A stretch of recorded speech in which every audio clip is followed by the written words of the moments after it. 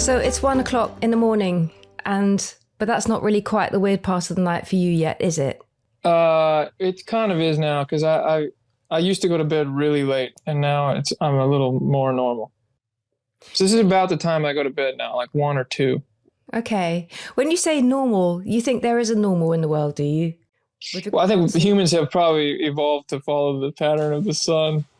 I don't know. That's certainly not what my son thinks. But it's quite interesting because he'll chase the dawn wherever he is in the world. But you're saying really 1 or 2. You're getting a little bit tired now. You're feeling going to enjoy some shut eye quite soon. Yeah, I think that's what my body's probably feeling. Yeah, a little bit. Okay. All right. I used to go to bed really late. I'm talking 9 a.m. late. Yeah. Like every day. And then Yeah. I'd wake up at 5 p.m. and the sun would be going down. And it was just like, it was weird. The thing is the when it's late at night, there's, it's not even just that nobody's messaging you or people aren't aiming for your attention or anything. It's just that like the general sense and energy of the world around you is quiet, and there is no replacement for that. It's actually a very incredible time. And also being in LA, it was really the only time I would want to drive and go anywhere was at that time. So I'd be going to the market at like 4 a.m. and like getting my groceries then and stuff like that. The 24-hour market. But also there's a thing that happens, at least in my experience, where when I have late bedtimes, I never felt tired and ready for bed. My body was just always probably in a state of confusion. Looking back, That's probably what it was. But I don't think I ever felt like, oh, I'm winding down. It's, I'm getting tired. I'm ready for bed. It was like I would look at the clock and be like, it's 9. I need to go to bed. That was the only reason I would. That doesn't sound healthy or sustainable, but that's what I did for many years. I don't know if health and sustainability come into it right now, because I think the most golden thing you've just said is the fact that everything becomes quiet. And that's when you feel like driving, or it's when you feel like maybe just being. And it is the fact that no one's going to answer your message if you message them now. I think that's amazing. That's amazing. The one thing that we should say though is that I haven't looked into this myself, but I have heard. So if everyone wants to hear this and then look into it, I think there have been studies of maybe some weird health things that are linked to having a messed up schedule. Okay, that sounds really... That's worth checking out. So you're saying that's worth checking out rather than talking about it right now, right? Well, I mean, yeah, I'm not the expert on it. I don't want to be like, you're going to get a rare disease for doing that. But I've heard things like there's some links that, some studies have uncovered, I guess. So I think it is kind of an unnatural, to me, that indicates it would be kind of an unnatural thing. But that cannot be the motivation why you have changed into somebody who gets to feel like they're unwinding at this kind of time in the morning now. I just don't get that. Lewis did not turn around and think, oh, there are some studies that say that this maybe isn't the best idea, so I better change my ways. It actually is part of it. Yeah, it's part of the decision. I don't know. I just kind of like, I would get home from Europe sometimes, and then I would be jet lagged, and I would wake up at like 7 a.m. or something like that. And I was like, damn, this is actually really nice. There's something like primal in my cells that's like excited about this. Yeah, I think that's just called jet lag, and I know that feeling, and it's really it's amazing. But experiencing the morning light, like it's like, whoa, I see why people like this. And not experiencing it, because I would experience it like, oh, it's probably time to go to bed soon. It's like weird, like that's a weird relationship with the morning light. But like having a normal one, it's like, it's kind of like, oh, it's kind of cool. On this morning when you're literally hand holding a mic, which is really interesting because you're obviously so comfortable doing that and it doesn't faze you, and you're not thinking, oh, my hand is getting really tired, and you're just thinking this is fine and this is natural. Yeah. I would really like to know what has made you feel happiest in the last few days. That's a great question. The last few days, I guess yesterday I was in a hotel room in Seattle, and I had about an hour where I didn't really know what I was going to do. So I was just listening to these mixes that I've been working on for my new album. And a lot of times when I do that, and I'm listening critically, obviously, because it's in that phase of like, I need to mix these. And it's like, I need to listen to them with that with those ears on where I'm like looking for things to fix or make better. But I actually listened to them back and I was like, actually I really enjoyed them. And it kind of caught me by surprise because it's been a while since I kind of just had a pure moment of like, hey, I actually like this. And it actually made me pretty happy. I really love the idea that you say that that's a pure moment. And what I just don't understand is why don't we allow pure moments to happen like every day? Why don't we? Yeah, do you think it's an allowing thing, or is that we just like we've had a few pure moments early on and then it's like the ones that we're going for need to be on that level, so it's like you're always striving for those moments and they can't really you can't really just like make them. They kind of have to, like, a lot of things need to line up. Like yesterday, a lot of things needed to line up for me to have a nice time. So what were the things that lined up? Okay, Seattle, I get that. Hotel room, I also get that. Hour with nothing much to do, I get that. But is there anything else in your day that meant that you could release in that way? I don't know what you'd been doing during that day. I think the main thing is just that the mixes just sounded good.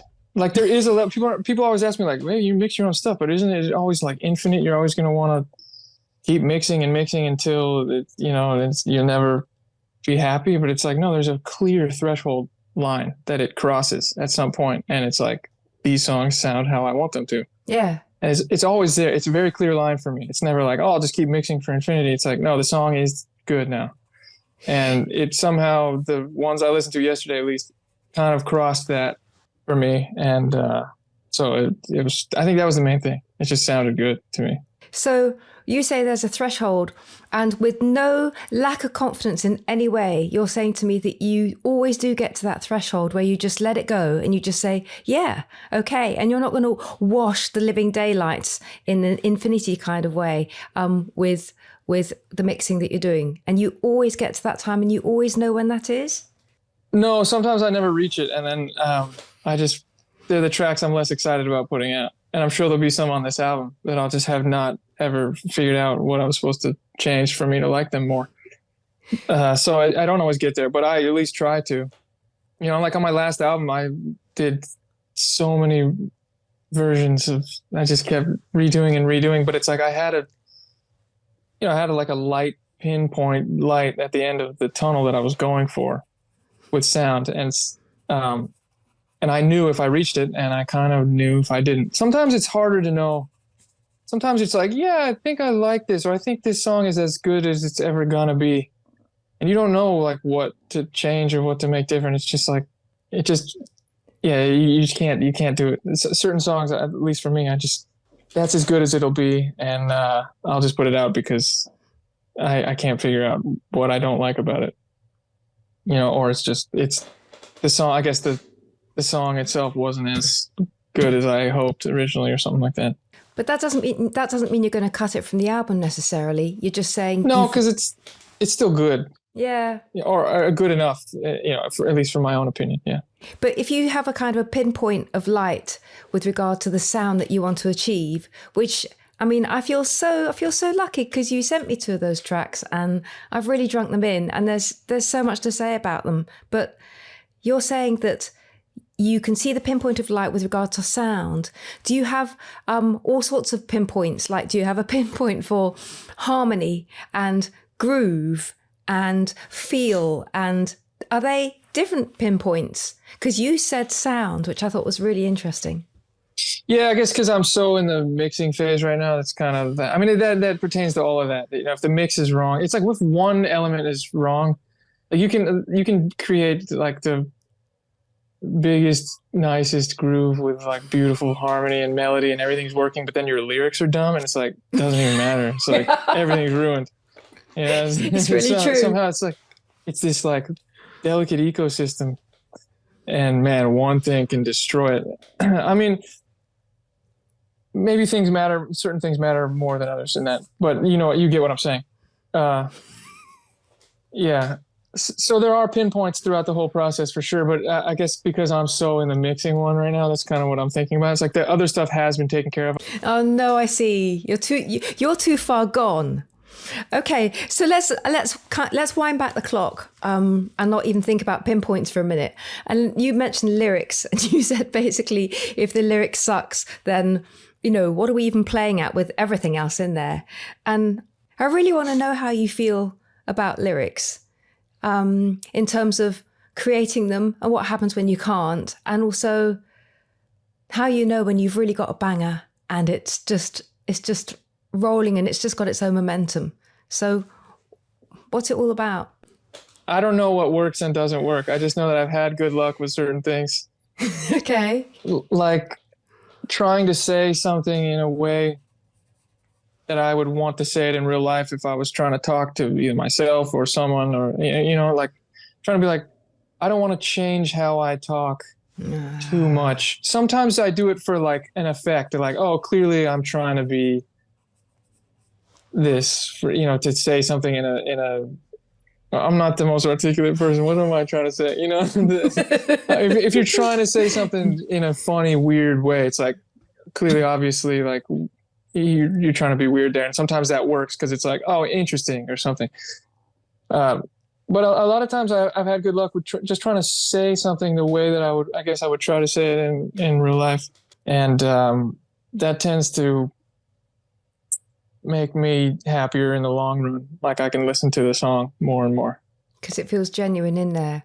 Yeah, that's probably, yeah. Are you ever worried about saying things to other people? Whether it's, a word of wisdom or a criticism or just something you feel really strongly about. Are you ever worried about that? Would you rather just kind of disappear and just think it and not say it? For sure. I mean, if I have to be confrontational with anyone. No, that's what I'm wondering. I'd rather just dissolve. Because it's interesting that you're saying with the lyrics that you want to say something as you would say it.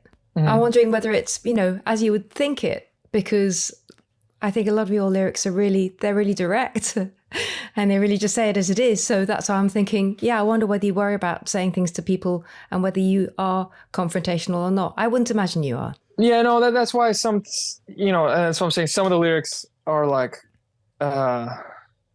extra, like they're outside of reality. And then some of them are like what I would say to maybe myself or something like that. If I was speaking to myself, like, so I guess that is more like a thought because I'm not actually talking to myself. Sometimes I am, but I'm not actually talking to myself too much.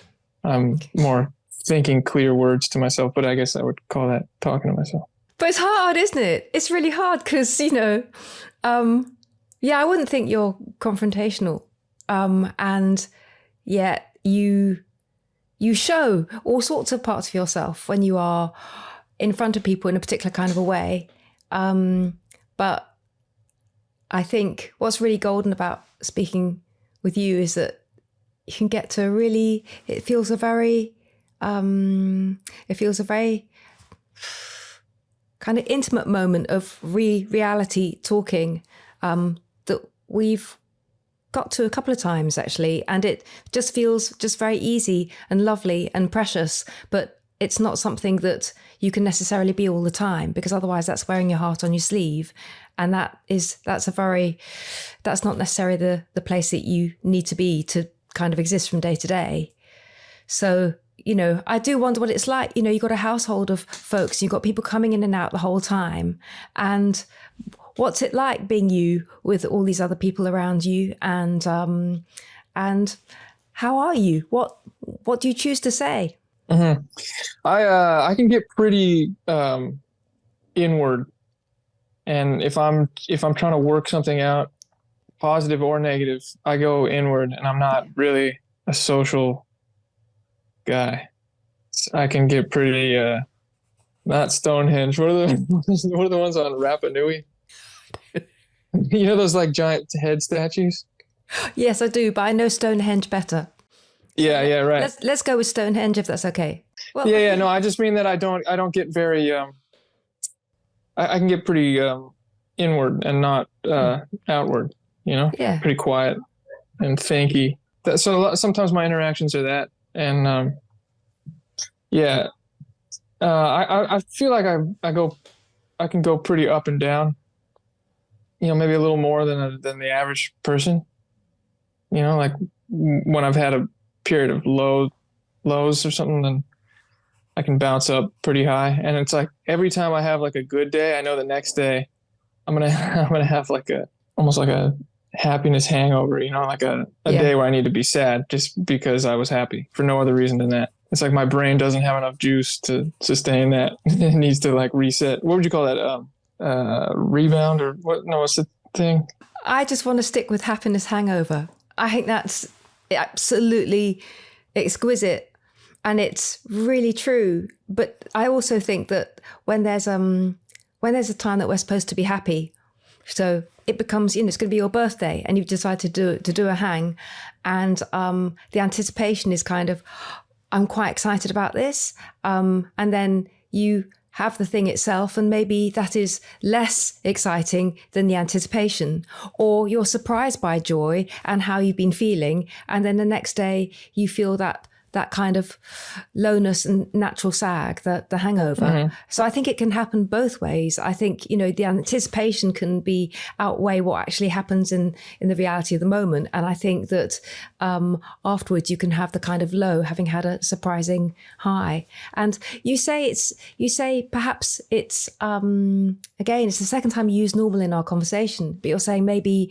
it's a bit unusual that you feel those highs and lows in that kind of a way. And I'd say because so many of us are inward looking and inward facing, that we actually don't know how other people are in this world with regard to their highs and lows, how they feel about them, how they deal with them, and whether they ever feel like they have a happiness hangover. So mm-hmm. I'd say we don't know. And I don't know how to judge myself or yourself against normal, because I just don't know what normal is. Yeah, I guess if I'm just trying to like view myself from the outside compared to the sample size of people that I'm close with, then I would say there are probably some differences there. But I know what you're saying. That is also true. Yeah, I think it's kind of I think it's an important one. In your house at the moment, how many people are living? 4 people. And how many years have you been in that house? How many what? Years. Oh, years. 2015. 8 years. In 2015, you find this place and you're still in it now, which must mean that you love it to some degree.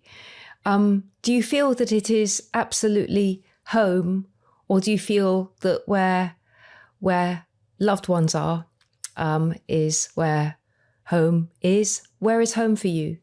Yeah, there's definitely a feeling of home here. I also have feelings of like I'm ready to probably move on somewhere else at some point. So I'm aiming for that, but I don't have any solid plans like that. And I would say for now, this probably is the place. Why has it been the place for so long? It's a really nice place. I mean, I like the area. Most of LA I don't like, and I just wouldn't want to be there. Ideally, so this area that I'm in I like it. So I like being here, and yeah, I don't know, just it's nice. I also like the people I'm with too. I'm not I have a vision of moving on at some point, but it's not really it's not because I dislike this current situation. Is it because you want to be by yourself somewhere? Yeah, I don't know. I guess that's sometimes a thought that comes to me. Yeah, maybe like a space thing. Seems kind of like something that I maybe would need at some point. Maybe might want to need at some point. I don't know. It's weird. I look at, Jacob has always said he really loves that house. And there's always something happening. There are always people in there. And I think it can be really lovely to know that you can find space within a community feel, in that you can go out of your door and there are other people around, and that can be really comforting, even if you're feeling inward. And I know that myself, because when the kids are actually around, it's it's a full house and things are happening, but it's a nice kind of a feel. But space is also real space is a gorgeous thing. And as you don't necessarily find that at 4 or 5 o'clock in the morning, you got to find it at in other ways, I guess. Yes, space is such it's kind of sometimes it's really an essential thing for me. just feel like I can't think properly or operate properly. But if there isn't like a good balance of that. But then what constitutes space? Because we can't just say, look, do you know something? We're going to hop to Seattle and we're going to have a hotel room just for an hour, just to be by ourselves and just to listen in a non-critical way or to just be. We can't do that. So how do you actually get space in your day? You know, you're just about to go to sleep. That's fine. You'll get some space. Tomorrow, how are you going to have some space in your day? Yeah, I mean, I guess I have my my room here. So I spend most of my time. You know, I'm just like, this is where I do all my music and stuff. So you've got all your music set up with you in your room? Mm-hmm. Basically, okay. Well, not my drums. So where are the drums? The drums are in the garage. Are they happy in the garage? Yeah, because I can play loud and I'm not thinking that if it's irritating the neighbors. But maybe it is though, but I'm not thinking about it. But don't you get all the moths and spiders and insects that you don't want in the house in the garage? Yeah, actually, there was a dead rat in there 2 weeks ago. Okay. And then I was like, all right, I need to fix the bottom of the garage door. There was a gap. Yeah. Yeah. So I had to call a guy. He was like a really business, like Polish guy. And he was like, yeah, this is a problem. And he came in and like fixed the whole thing. And then while he was doing that, I was like, I need to clean this garage, which I hadn't done for years. And so I, you know, just having a dead animal in there, it just like makes you, and you spend so much time in there, you're like, I'm probably breathing stuff in. I don't know. All I could think about was bubonic plague, you know, but like, I know it probably wasn't happening, but I was like, I just don't like the feel of that. Like the feng shui is kind of off. So I cleaned my garage for 6 hours and I almost cried actually, because it was like so frustrating. And then I almost cried at the end with how good it looked. Cause I had like 2 emotional reactions to just cleaning my garage. I bet you didn't take a before and after, did you? You didn't take a picture with it. That's just, I don't know what to say about that. Yeah, I know. But my friend Isis, when I showed her, because she helped me a little bit at the beginning. Shout out Isis, Chiquita Magic. Mm-hmm. And then she came in, she had to go to a gig, and then she came in after and saw the final product, and her reaction was just so visceral. She was like, oh, Lewis. Like that. That's how good. That's what she said. That's how good I cleaned my garage. It's pretty sweet. Okay, that's a shockingly good reaction in there. You haven't answered the question that I really want to have answered, and it's not rhetorical. Who picked up the rat and got rid of it? Oh, that was me. Oh, there was no hesitation at all. It was stiff. I had all I had were food gloves, you know, like when you're in school and in the cafeteria, and they have the plastic clear gloves. So I was like, all right, I think I got to do that, and just put it in a trash bag and then said a little prayer, and that was it. Well, in fact, yesterday, Sophie and I were having a meal and the door was open without any netting at all because it was quite nice. And I saw her eyes just go like this. And she said, oh, a rat just run by.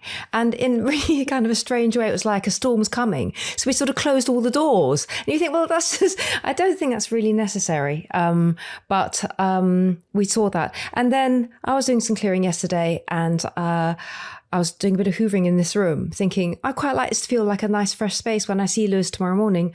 And there was a really huge dead spider, again, rigor mortis. And so I felt okay about hoovering that up.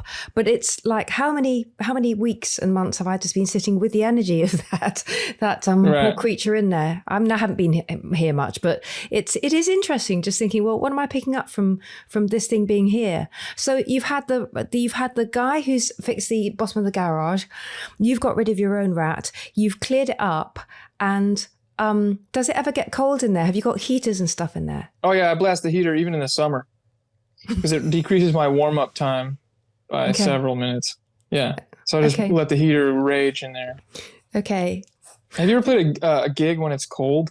Yeah, I can tell you all sorts of stories, unbelievable stories where I've got fingerless gloves on in order to try and keep some movement in my hand, and it's just not doing anything at all. And somebody has said that you got to wear a certain thing where you can't wear a thermal underneath or anything, and it's literally unbelievable. So yes, and you must have done, surely it's not just your garage. Yeah. But But man, trying to play violin with fingerless gloves sounds hard. Well, it's just stupid. You can't do anything. There's no freedom in the hand. But yeah, it's a constant thing. I don't know how much you think about it before you play, but it's the temperature of the hands, and actually it's how moist the hands are.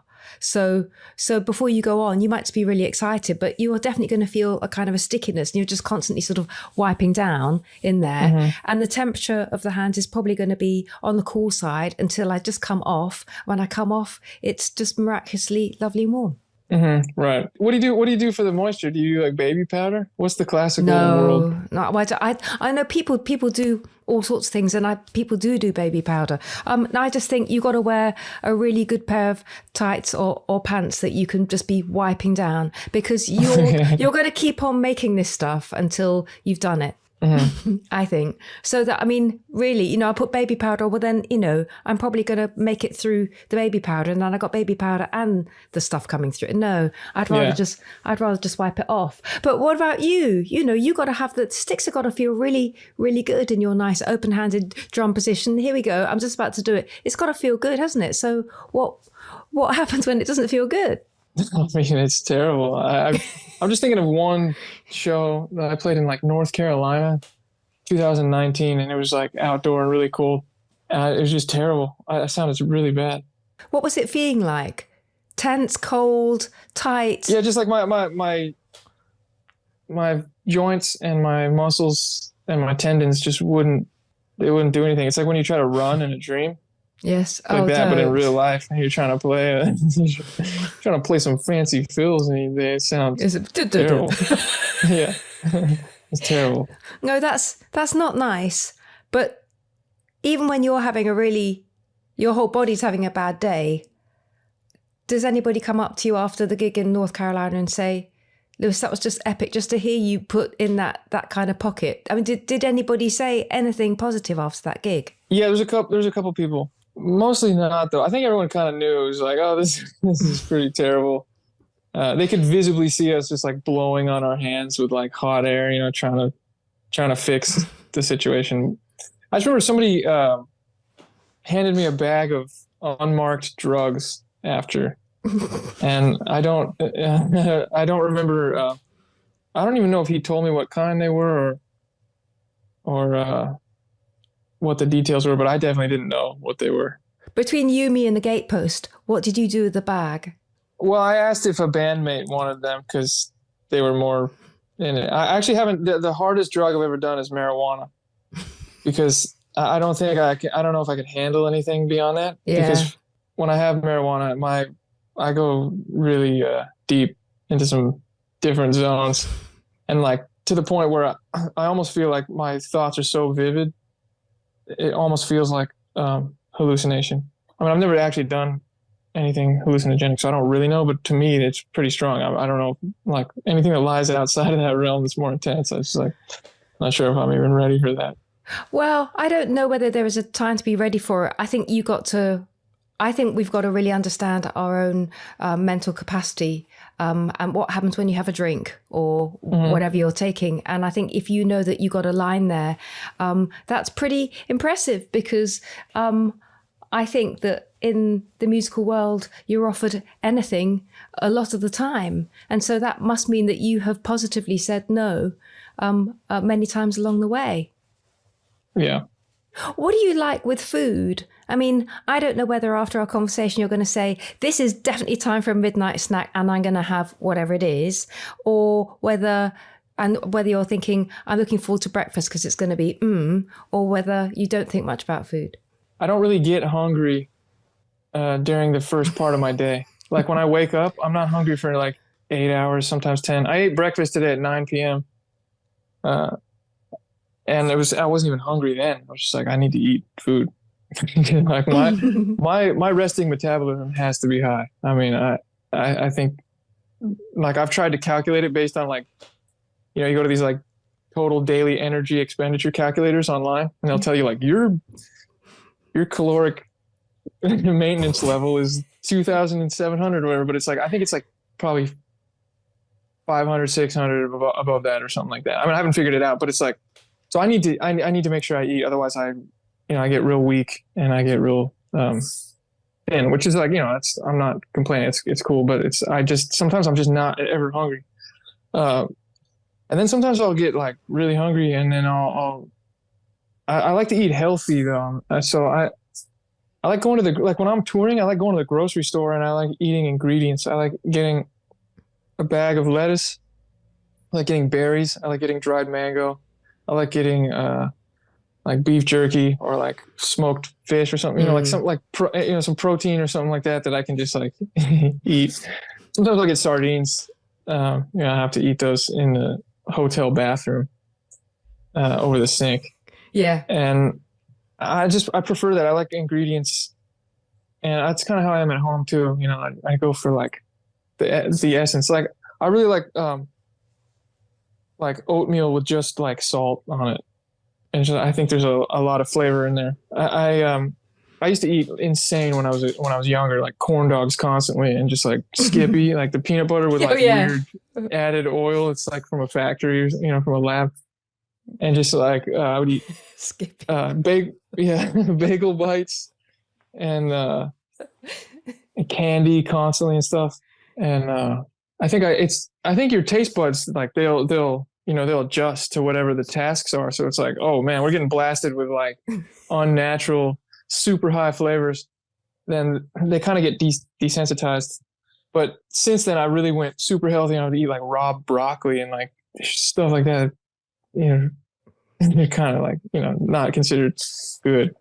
And I think my taste buds have really resensitized. So I'm just super into ingredients, stuff like that. That's what I go for. What about you? I think I am also really interested in ingredients, and because I want to fill my life packed full with so many things, I want to have some fuel that's really going to make me feel good. So even when I'm not hungry, I make myself eat, and I need to eat really frequently, and a lot of it. And if I do that, then I just know that I'm going to have that energy. And if I forget and I just don't give myself that fuel, it makes a profound difference. And I do have friends who will say to me, listen, not going to speak to you anymore. You just eat this now, because quite clearly I'm not being pleasant, or I just have disappeared. Yeah. And so, it's one of those things. But, you talk about ingredients, and I think you're talking about Skippy versus your sardines over the sink, and I think of all the ingredients of your music and how maybe there's space for Skippy and sardines and broccoli and everything to go into the music to make this unbelievable fabric of beauty that you create. And as I said to you when I last saw you, there are just so many songs that you've written that our family feel that they are incredibly special to us, because they mark different times in our mood and in our lives, and we can always go back to them and always enjoy them. And they span so many years of your music making up to right now. But what I really notice is that the reason why I think that I can identify so many different ingredients, whether it is Skippy or broccoli or whatever in your music, is because of the breadth of style that you have. And I just can't believe it. And I just wonder how you've picked up all the different things that make you feel the depth of groove that means that no one sounds like you when they play the kit. No one in the world sounds like you, which is incredible. And when you write string parts, there's no one in the world that writes strings parts like you. I can identify them a million miles away. It's you. And so I want you to tell me about your ingredients. Well, thanks. That's really nice of you. I don't know why certain people's filters are strong, because everyone just has influences, It's like you can't not have influences doing this. So I have influences just like everyone else. And I don't know. I mean, I hear my influences when I hear my drumming, for example. Like I'm like, oh, Keith Carlock, Nate Wood, like Jack DeJohnette, Tony Williams, stuff like that. But it is nice that you think that. And I don't know why certain people's filters like are stronger than other people's influence filters. For me, I have a lot of limitations with music. I think maybe that's over the years. I don't really know what the answer is, but I'm just going to say like one theory I have is I think my musical limitations have maybe helped in that area a little bit with the uniqueness. Like I was trying to play keyboard last night on a gig, and I was just thinking like I barely know how to play this one song. I've played it for like 7 years now, and it's like pretty simple. It's like triads and stuff. Like I'm not good. Like I need to remember like, oh shit, this next chord's coming. I have to play it correctly.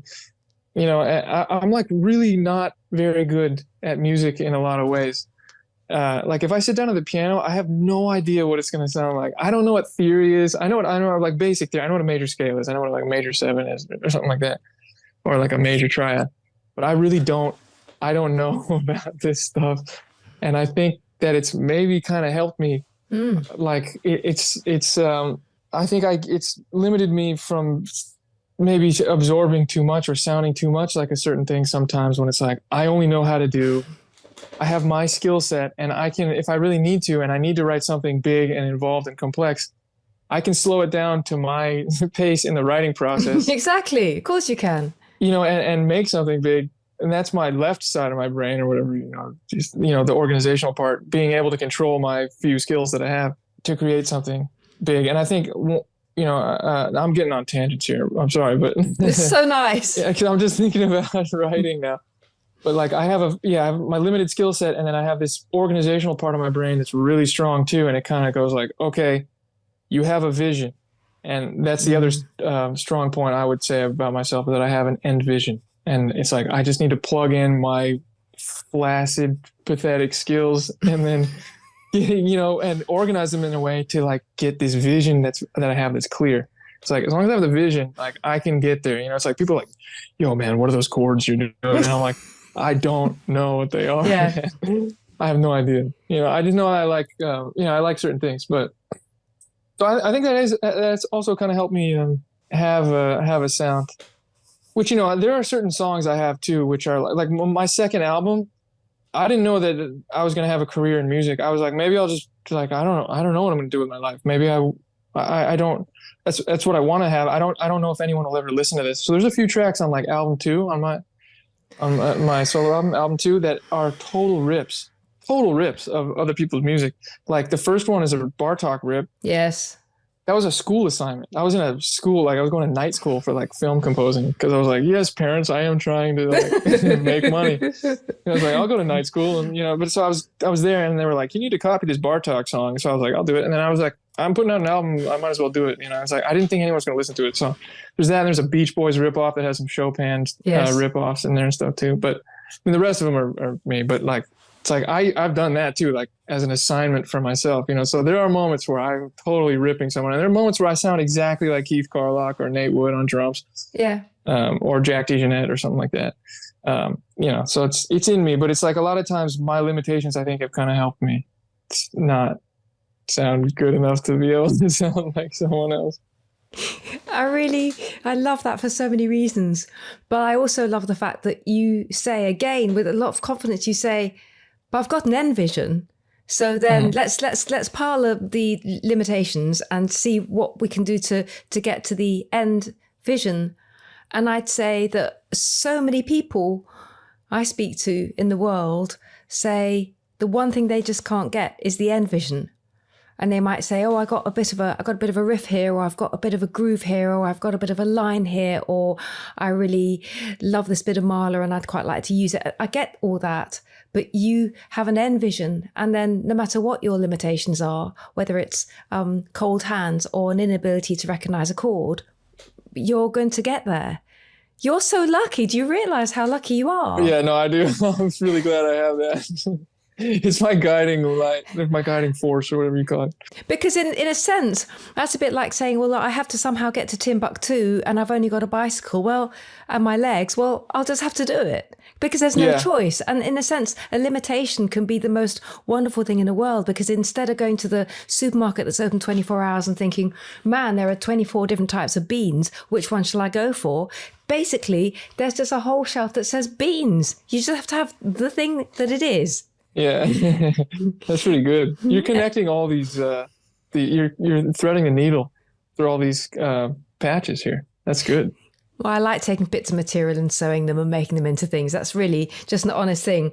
Talking of threading a needle and making things out of material, when we did see each other, we did talk about colour in terms of clothes that you wear. Yeah, you were talking trash about my gray jacket. You weren't into that. It had some nice stuffing in it. But as far as the aesthetic was concerned, you came up to me and said hello, and it took me a second to know that it was you. Yeah, I have a drastically different haircut too, but I remember I was like, hey, Suzie. And you were like, whoa. You're like scanning for 3 seconds. Well, no, I have to sort of look up, which takes the time. And then I found you. And you thought it was because of the haircut, which it just totally wasn't. It was not the hair. I just don't believe it was the haircut, which I think looks great. But you were just in a sort of scary dark jacket. This is quite a warm night in LA, and it was really quite nice. And everybody else we were all wearing bikinis at the after party, and then there was you in this padded dark jacket and a very plain t-shirt, and it was a little surprising. Yes.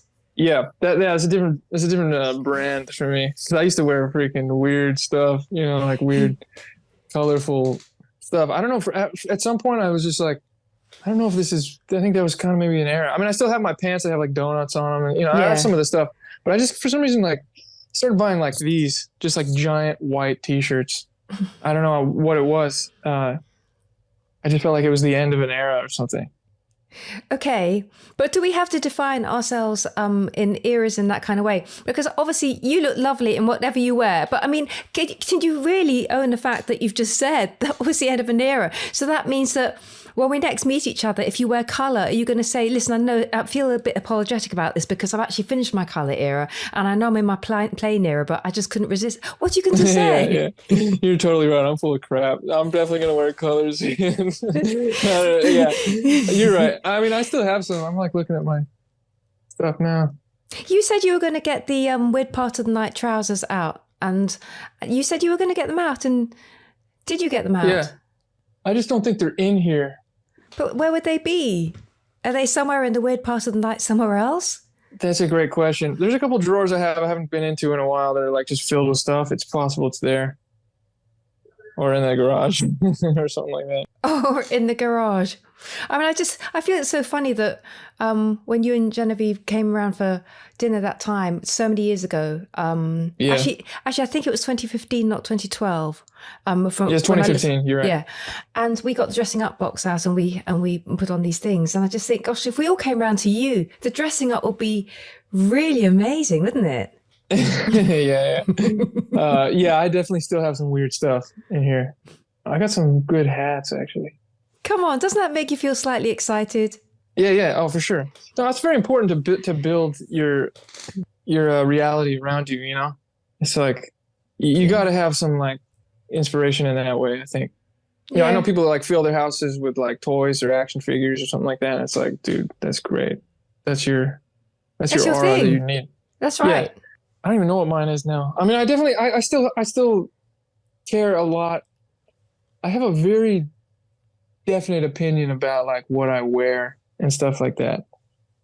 And I'm always going for something because it's I don't know what it is. It's another route to express something. It is. I need to vibrate that membrane around me. Yeah, so I don't know. I have some good stuff. It's very important to me though. I have to, even this, sorry, I got a low battery warning, but I got plenty. I got 20%. We're all good. Even this, like, it's very, it looks plain kind of, but it's like, this is like beautiful. Deliberately like something that I really, like whenever I wear this, I'm happy to be wearing this. Yeah. Well, you look lovely. I think if I wore that, you would think there was some kind of ghost walking into the room. It would take over. But I think which might be a good thing. I mean, it's worth trying. But I mean, it's definitely, when you wear this, you look like you're in a cult or leading a cult. Yeah. It's super long too. I mean, it's 15XL. Oh, that's so clever. Way. Oh, that's really good. No, one day, one day I will put that on and be the ghost, and that'll be fun. It's a good look, I think, probably. Yeah, I think so too. Look at this, vibrate that membrane. That was such a good phrase. You just said that. You've coined something really beautiful in this world. So there's yesteryear with bright colours and certain grooves and things. There's right now, and you're producing this music that I think is life-changing and beautiful and wonderful with so many different influences. And then there's tomorrow, and maybe there will be a time when you move house and you are in a space that is much more to call your own. I don't know, but have you got any thoughts about the future beyond today for yourself? Yeah, the future's a little bit scary because I know that when I'm done mixing this music, which is all orchestra music, which has just been a monumental task, I've really loved it. I love how overwhelming the job is. Yes. And it's just made me so happy. It's like I wake up and I know exactly what I need to do to get the thing done. It's like I need to mix all this stuff. You know, it's just so great to be taken by that wave. And I just don't know. I had such a writing, I had like a long writing block for maybe about a year or something, in like 2018 to 2019. And then I had just like an explosion of writing, which was like my last album, the Knower album, and this current album. And the writing blast lasted for like 2 years almost. And so that ended, and it's like I'm afraid to like go back into it, you know, be like, all right, what's next? You know, it's like that's going to take so many, it's just so much energy and so much spirit to do, which, you know, it's why I'm alive, and I will do it, and I will love doing it at some point. But it is scary to start. It's like when you go to the gym, you know, like it's like you don't like going there sucks, and then once you start, you're like whatever, you know, or something like that. But yeah, I don't know. I have some faint twinkles of visions. I definitely want to work with like a real choir. I've never worked with like a real choir before. So I would really like to do that. Like stacking my own voice is like pretty limited, and you know, like one like slice of it. I would like to just have like a bunch of people in a room singing. That's like one idea I've had.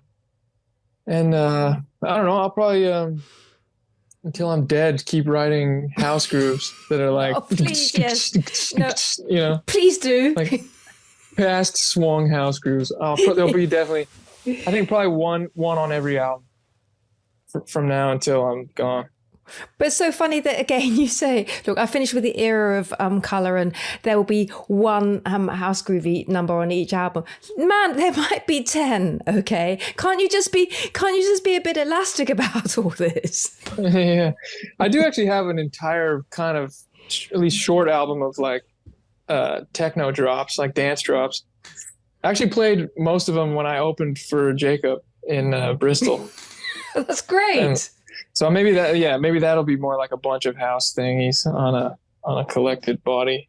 And that could be a really nice thing to do after this huge body of work. It could be really good to just get that out and think, yeah, let's do this thing. You know, that actually has been my pattern with my solo stuff, is like I'll put out like a normal, you know, release big album, and then I'll have like I had this extra songs and live sessions kind of straggler track album that I put out after my 2018 album, and then I just put out like these unused songs after my last real album. So I think this techno thing, and this is an exclusive, like I've never said this publicly, so this is like this is the podcast right now. Yeah, okay, and it's exclusive, but it's not a promise, right? Because you're going to see how you actually feel when you get to it. Yeah, but I can almost certainly say that it needs to come out at some point. And I you know what? I actually, retrospectively, I'm most proud of the last album I put out, Quality Over Opinion. But the unused songs that I put out after that, it's kind of like, it almost makes me happier in a certain way, because they're the kind of songs I didn't listen to them too much. I didn't scrutinize them. Yeah, that's right. I didn't scrutinize them more, so I was still excited about them, and still am more like I can't listen to quality over opinion with like a clear mind yet. But the unused songs thing, I can just kind of like let it. It's just more enjoyable for me. So it's like I'm kind of addicted to it now. So I think this techno thing will be I think I can pretty much certainly say that it'll come out after the orchestra stuff. I'm so pleased. I also think that it's lovely when you create a whole pile of different things and you think, well, this is going to make the album. Then all these lovely little golden nuggets, they're not going to make the album. So you don't put a huge amount of effort to polish and mix and all the rest of it. But some of those, again, just going back in times past, I think of some of the songs that I've really loved the most are B-sides. You know, they're the ones that, you know, didn't quite make it to the A. And I think they're precious and probably more intimate than most things we get to listen to. There is some special magic. What's the word? It's it's effortless. Yeah, there's some kind of effortlessness with that where you're just like, you know, you don't squish it too hard. And I think that's right. You know, yeah, that can't really be replaced. Do you know something? It is kind of past your bedtime, and we've already been talking for a long time, and I know that in the same way that we have kind of knit together or been sewing the patches together, that there's an awful lot more to go. And I'm looking forward to that whenever that is. But volume 1. This is volume 1. This is volume 1. This is volume 1. And I didn't ask you enough questions too. I felt like I was talking too much. I think folks are going to be so pleased to hear what you have to say, honestly. And I'm really pleased to have had this time with you. And your battery lasted, for goodness sake. That was really great. yeah, it's still going strong. So thank you so much for being in this world. And as far as we are all concerned in this household, thank you for making our musical lives so much more rich just because you are you. So thank you for everything. That's really nice of you. And I really appreciate that. And thanks for having me. And I'm really glad that you're in this world too.